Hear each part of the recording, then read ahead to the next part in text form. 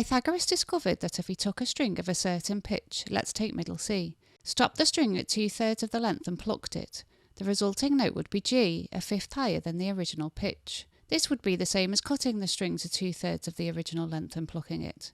The resulting ratio was 3:2, as the original string length was 3/3 long and the new string was 2/3 long. Pythagoras called the interval he created, which went from C to G, a pure fifth. He then used this pure fifth ratio to calculate all the string ratios that would be needed to produce every other note on a scale, and as he was using the interval of a pure fifth as his tool for calculation, the notes lay a fifth apart. Eventually he used simple calculations to bring all the notes pitched a pure fifth apart down to within an octave. Let's have a look at how he did it.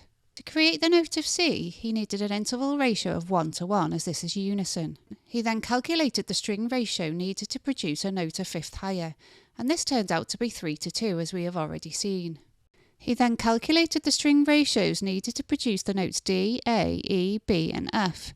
Please view my full video on Pythagorean tuning if you want to know exactly how he did this.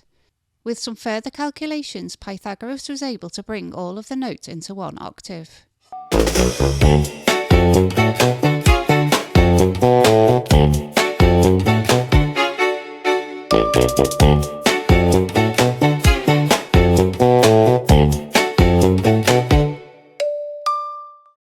Due to Pythagoras using a string ratio of a pure fifth, an interval which actually turned out to be slightly too big to work successfully, every note on the scale turned out to be slightly sharp or flat, except for the tonic notes. However, what Pythagoras did produce was a scale which was more or less equivalent to the tone-tone, semitone, tone-tone, tone, semitone pattern that we have in our modern day tuning.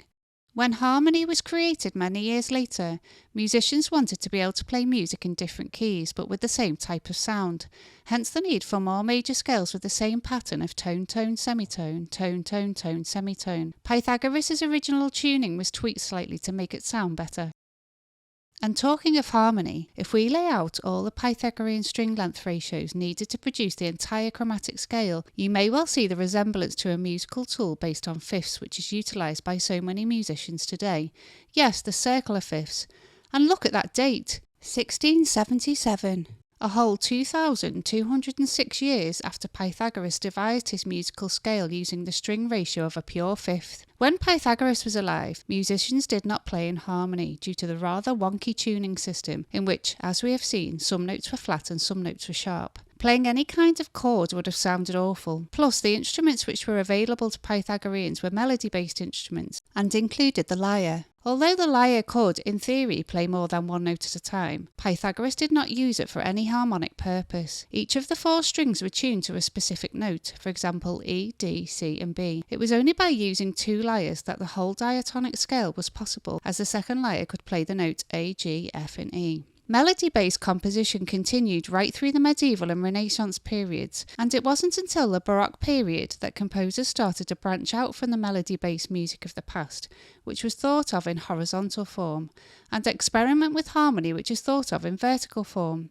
This was due to the introduction of tonality and the use of major and minor keys rather than modes. The introduction of tonality meant that composers could create music which changed key, and therefore the circle of fifths, first established by Nikolai Deletsky in 1677, became vital to ensure smooth progression between keys. This is when Pythagoras' system of moving in fifths really took off, as we now had a tonic note on which to base every key or scale. Absolutely incredible. The tone-tone, semitone, tone-tone, tone, semitone pattern became vital for this to happen, so different scales on all the different keys, each with a Pythagorean tonic or home key, could be created.